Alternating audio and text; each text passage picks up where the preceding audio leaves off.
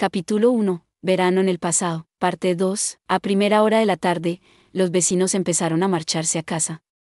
Mientras Suin permanecía junto a la puerta dándoles las gracias, de la observaba desde el jardín. Las conversaciones de varios de los invitados que regresaban llegaron a sus oídos. Se decía que los Dhampir tenían un oído 3 veces mejor que el de los humanos por la noche y 2 veces mejor de día, pero al parecer las capacidades de este joven superaban con creces incluso esas estimaciones. Suin va a pasar un mal rato. Me pregunto qué pasará con Bulin. He oído que se fue a la ciudad, pero en qué mal momento.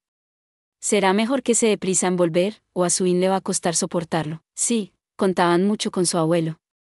Puede que tuviera una pierna mala, pero sabía hacer hipnotismo. ¿Puedes repetirlo? Cuando mi hijo fue atacado por un tiburón devorador de hombres y el Sok lo dejó postrado en cama, no creerías mi sorpresa cuando hizo que el niño se olvidara de todo en solo 5 minutos. Suin tiene algunos trucos bastante malos, aunque no hay nada con lo que usarlos en mar abierto. No importa. Lo hace muy bien por sí misma. Y da miedo como lanza un arpón. ¿Sabes? Tengo la sensación de que Bulin no va a volver. El otro vecino no dijo nada. Me pregunto si Suin no se ha quedado sola después de todo. Mi hermana estaba así cuando su marido y su hijo se hundieron con su barco. Era exactamente igual. No el tono de voz ni la mirada, sino todo el ambiente que la rodeaba. ¿Por qué pones esa cara?, preguntó una voz alegre que se acercaba. Mientras enterraban el ataúd de su abuelo, Suin no había dado muestras de estar a punto de echarse a llorar. La última palada de tierra lo había cubierto hacía una hora. Había tenido tiempo más que suficiente para pensar en cómo iba a arreglárselas a partir de mañana. Tu trabajo debería terminar aquí hasta la noche. Yo me voy al mar, dijo Suin, mirando hacia el oleaje con una mirada lejana en los ojos. La expresión de su tallo era la misma que había tenido aquella mañana mientras lavaba la barca. ¿Vas a salir ahora? El verano está a punto de llegar, respondió. Tengo que ganar algo de dinero mientras pueda. Yo también iré. Dirigiendo una mirada de sorpresa hacia su hermoso rostro, Suin dijo, pero ni siquiera puedes. Era sabido que los descendientes de sangre noble evitaban el agua corriente. Había aldeas en la frontera donde los cientos de casas estaban rodeadas de acequias individuales, aunque en la actualidad se entendía que para que tales zanjas fueran efectivas debían ser lo suficientemente anchas y profundas como para ahogar a una persona corriente. Aún así no faltaba gente que malgastaba su energía cavándolas alrededor de su casa y esperando los días de lluvia. En el mar, las condiciones de anchura y profundidad se cumplirían con creces. Sin embargo, para un Dhampir como uno, no correrá ningún riesgo. No me importa lo duros que sean mis enemigos, nunca me perseguirían en el mar. Uno de ellos cabalgó hacia el cielo en una nube, le recordó sí, pero no me interpondré en tu camino. Suin cerró los labios con fuerza, miró a y resopló por la nariz. De acuerdo, pero solo si te quedas a un lado y no haces nada. El viento en el mar les rajaba las mejillas. Mientras sorteaban vendavales que hacían inconcebible la llegada del verano en 2 días, la lancha motora de Suin saltaba ágilmente sobre las olas.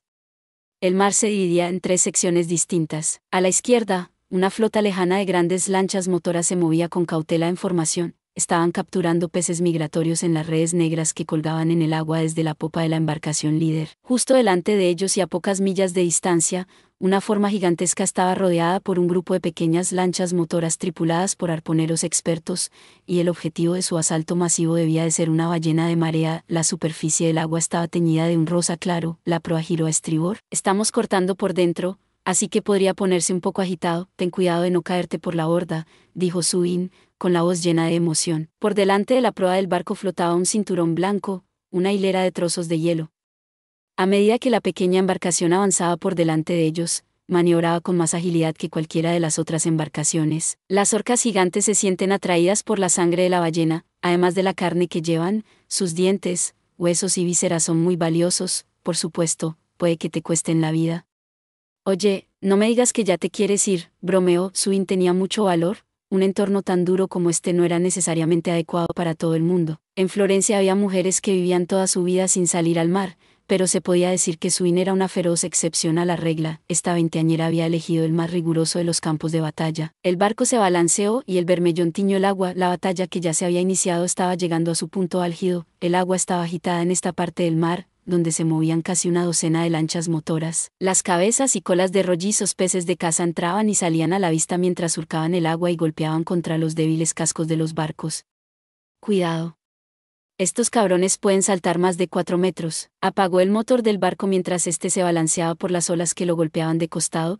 Suin soltó un pestillo de la cubierta, recogió 5 arpones y los acercó a la borda de estribor, con punta de acero. Cada uno de los misiles medía 2,5 metros y pesaba más de 5 kilos. Debía de ser difícil sujetarlos en el barco que se balanceaba. Los toscos pantalones que cubrían a Suin de cintura para abajo estaban tan tensos que no tenían ni una sola arruga. Después de soltar 4 de los arpones, Suin se preparó con el quinto, tirando hacia atrás con todas sus fuerzas del brazo derecho. Utilizó la mano izquierda para sostener la punta y apuntar. Alguien, en algún lugar, gritó su nombre, y el grito resonó durante mucho tiempo. Una forma negra se acercaba por la superficie del agua y varios arpones sobresalían de su parte superior. Cuando la cabeza corta y gruesa se acercó a unos 2 o 3 metros de Suin, su cuerpo se inclinó hacia atrás. La camisa en la que estaba embutida abultaba claramente con la forma de sus bíceps y los músculos de su espalda. Preparándose a la perfección, Suin dejó volar el arpón. El acerado proyectil se clavó en el mar con tal fuerza que uno juraría haber oído cómo se hundía en la carne, y un instante después la forma negra que se acercaba se retorció salvajemente, sumergió la cabeza empalada en el mar y agitó violentamente el agua con la cola y la aleta dorsal. Ignorando a la enorme criatura que entraba en su agonía, Suin se preparó con un segundo arpón. No está tan mal, le dijo a de por encima del hombro mientras sacudía la cabeza. Las olas la rociaron. El pliegue donde la cabeza se une al torso es donde se hace el disparo mortal. Incluso la mayoría de los hombres no pueden darle. Aquí viene otro. El grito de Suin y la forma en que se desplomó dejaron claro que su último comentario no había ido dirigido a la misma bestia que les embistió un segundo después. La mujer apenas consiguió apartar el brazo izquierdo, que le colgaba por encima del cañón, y utilizarlo para sostenerse mientras una enorme forma negra daba un salto vertical justo delante de ella. Desde luego, era enorme, y seguía estirándose más y más. El vientre húmedo y reluciente que tenía frente a ella era lo único blanco. La cola era horquillada, y el cuerpo debía de medir 3 metros y pesar al menos 400 kilos. Había un destello malicioso en los pequeños ojos a ambos lados de su compacta cabeza, y entonces se abrió un tajo largo y recto. Su boca era del color de las llamas. En el aire, la enorme criatura giró en forma de U invertida. El giro había sido intencionado. Volvía a caer de cabeza. Suin estaba justo debajo. No tenía tiempo de cambiar de posición. Sin embargo, consiguió mirar hacia arriba. Coloreados por el miedo y la desesperación, sus ojos reflejaron un rayo de plata que atravesaba la boca dispuesta a cerrarse sobre su cuerpo. Un fuerte tirón de su cuello la apartó de su camino cuando la enorme forma se estrelló justo delante de ella, sacudiendo el casco del barco. Al darse cuenta de que la cabeza de la orca había sido separada del torso precisamente por la línea que había descrito, Suin se puso de gallina. En lo más profundo de su ser, le dolía una chispa que era a la vez febrilmente caliente y gélida. En la cubierta, a poca distancia de ella, un sonido como de acero contra acero surgió de la cabeza de una bestia tan gruesa que tendría suerte si pudiera rodearla con los brazos. Era el crujir de dientes dentados. Pensó que esa debía ser la razón por la que se sentía así. Supongo que actuó fuera de lugar, dijo aunque no parecía muy arrepentido. No, dijo Suin, moviendo la cabeza de un lado a otro. Le sorprendió que pudiera decir eso. ¿Con una será suficiente?, preguntó. De su tono era tan tranquilo que ella tuvo que preguntarse dónde guardaba toda su compostura. No seas ridícula. Seguiremos cogiéndolos hasta que se acaben.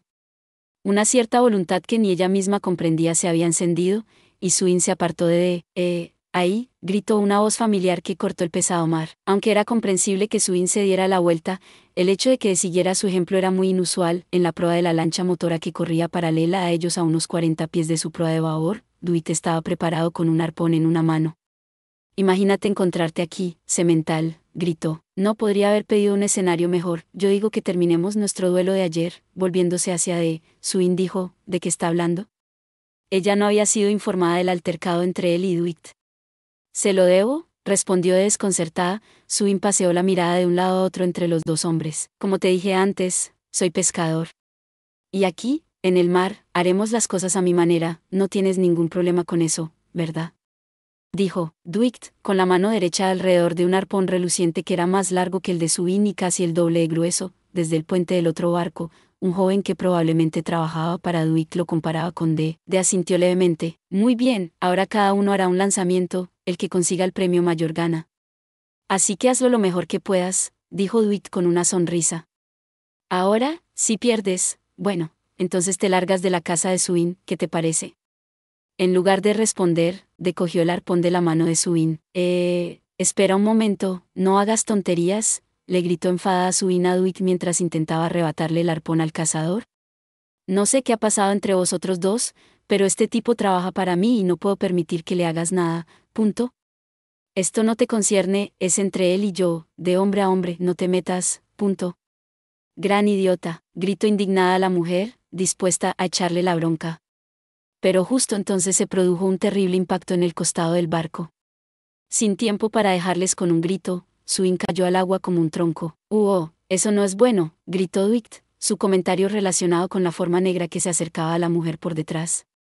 Con la angustia reflejada en el rostro, su gran brazo derecho en forma de raíz de árbol levantó el arpón y giró en arco mientras gruñía. Surcando el aire, la puntería del misil fue infalible, apuñalando al Vigimas por su punto vital en un ángulo de 30 grados, la punta salió por la mandíbula, un geyser de sangre fresca salió disparado del cuello de la criatura, que retorció su cuerpo y se hundió en el mar agarrando rápidamente un segundo arpón. Dwight consiguió arrancarle las palabras. ¿Qué te parece, pez gordo? Puede que seas capaz de noquearme, pero contra uno de estos monstruos no sirves para... Y entonces se detuvo. Acababa de darse cuenta de que el arpón de Swin había desaparecido de la mano derecha de Swin, se aferraba al musculoso brazo que el cazador tenía sobre el costado, detrás de ella, una masa negra se balanceaba hacia la superficie. El arpón clavado en su cuello era claramente el de Dwight, un golpe muy satisfactorio. «La has cagado, semental», se mofó llevándose una mano a la boca.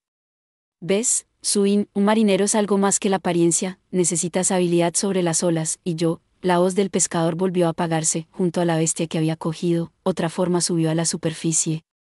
Los ojos de Dwight se abrieron de par en par, eran un par de orcas gigantes. Al ver que el arpón que las unía por el cuello era uno de los de Swin, no podía creer lo que veían sus ojos, incluso cuando el más fuerte de los brutos lanzaba un arpón con todas sus fuerzas, una de estas bestias era lo máximo que podía esperar perforar. El resto sería cuestión de precisión. Cuán hábil podía ser este hombre para no solo haber clavados a la vez, sino para haberlos atravesado ambos en el punto vital. El ataque de un nuevo enemigo sacudió salvajemente el barco de Dwight. Cuando las manos del pescador golpearon la cubierta, miró a D, que había sustituido a Swin en el timón, contemplando el atractivo perfil del cazador mientras corría hacia la orilla.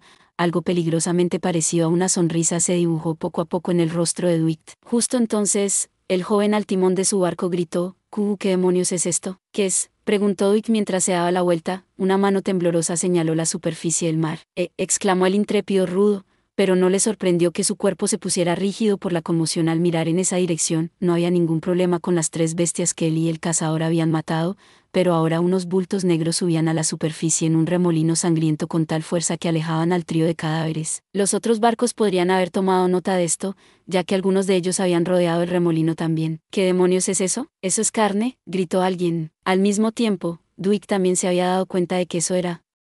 «Es carne», dijo.